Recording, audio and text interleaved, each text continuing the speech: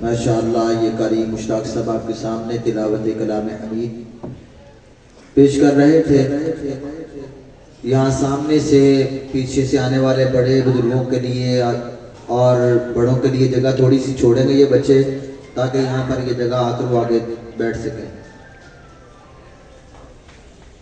اب میں مختصر سی تقریر کے لیے جامعہ کے طالب علم سے گزارش کروں گا کہ وہ علی عبد الحلیم تشریف لائیں اور مختصر تقریر آپ کو سنائیں۔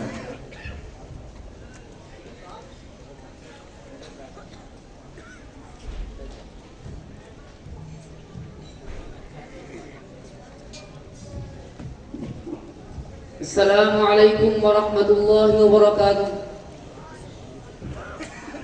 الحمد للہ الواحد القہار العزیز الجبار الذي خلق السماوات والأرض بالقدرة والاقتدار وشهد لنفسه بالوحدانية في نص الكتاب وبينات الآثار وأشهد أن لا إله إلا الله وحده لا شريك له الملك القهار وأشهد أن محمدًا عبده ورسوله الداعي إلى التوحيد ومحطم أصنام الشرك والأوهام صلى الله عليه وسلم تسليما كثيرا۔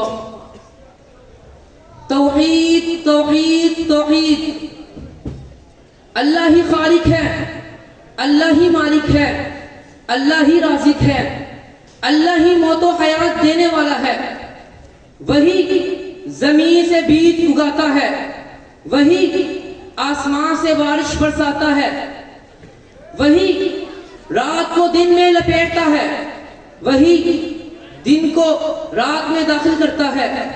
اللہ تعالیٰ نے قرآن مجید میں فرمایا اللہ خالق کل شیء وہو علی کل شیء وکیل، اللہ ہر چیز کا خالق ہے اور وہ ہر چیز پر نگران ہے۔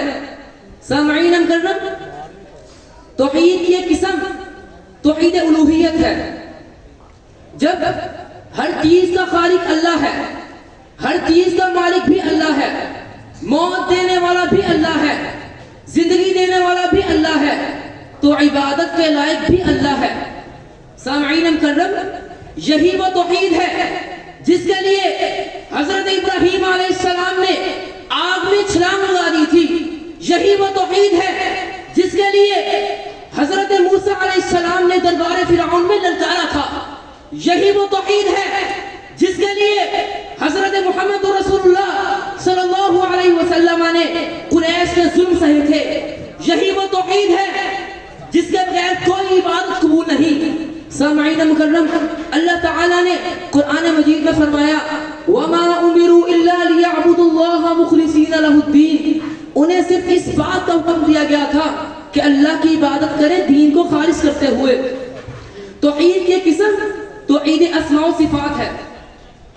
اللہ رحمان بھی ہے، اللہ رحیم بھی ہے، اللہ جبار بھی ہے، اللہ قہار بھی ہے، وہ سمیع بھی ہے، وہ بصیر بھی ہے، نہ اس کی مثل کوئی ہے نہ اس کا کوئی شریک ہے، اس کی صفات میں بھی کوئی اس کا ہمسر نہیں۔ اللہ تعالی نے قرآن مجید میں فرمایا لیس کمثلہ شیء وہو السمیع البصیر، اللہ کی مثل کوئی چیز نہیں، وہ خوب سننے والا دیکھنے والا ہے۔ سامعین مکرم، تینوں توحیدیں، توحید ربوبیت، توحید الوہیت، توحید اسماء و صفات، یہ تینوں آپس میں جڑی ہوئی ہیں۔ جب تک توحید الوہیت کو نہ مانو توحید ربوبیت کو ماننا کافی نہیں، جب تک توحید ربوبیت کو نہ مانو توحید اسماء و صفات کو ماننا کافی نہیں۔ آج لوگ اللہ کو رب تو مانتے ہیں لیکن الہ نہیں مانگتے، اللہ سے رزق مانگتے ہیں لیکن فریاد غیر اللہ سے کرتے ہیں۔ آج لوگ شفا تو اللہ سے مانگتے ہیں لیکن جھکاؤ مزارات پر کرتے ہیں۔ آج لوگ اللہ سے مدد مانگتے ہیں لیکن پکار ولیوں کو دیتے ہیں۔ یہی شرک ہے، یہی تباہی ہے، یہی ہلاکت ہے۔ امام ابن تیمیہ رحمہ اللہ وہ فرماتے ہیں من اقر بتوحید الربوبیہ ولم يحقق توحید الالوہیہ فهو مشرک مثل ابی جہل و ابی لہب. جس شخص نے توحید ربوبیت کا اقرار کیا ہو, توحید الوہیت کو چھوڑ دیا, وہ ابو جہل اور ابو لہب کی طرح مشرک ہے. امام ابن قیم رحمہ اللہ فرماتے ہیں التوحید هو الفرق بین التوحید والشرک فی الالوہیہ فمن جعل الدعاء والرجاء والخوف والذبح والنذر لغیر اللہ فقد اشرک شرکا اکبر. توحید اور شرک اس میں فرق الوہیت کا ہے. جس شخص نے غیر اللہ کے لیے دعا, امید, قربانی, نظر اور خوف دیا تو وہ شرک اکبر میں مبتلا ہو گیا. امام ابن عبد الوہاب رحمہ اللہ فرماتے ہیں التوحید لا یکون الا بالبراءۃ من الشرک واہلہ. توحید کامل نہیں جب تک شرک اور مشرکوں سے براءت نہ ہو جائے.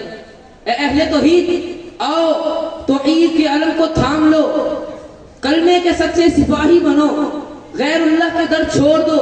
کیوں؟ اس لیے کہ یہی راہ نجات ہے, یہی جنت کا دروازہ ہے, یہی اللہ کی رضا کا سبب ہے.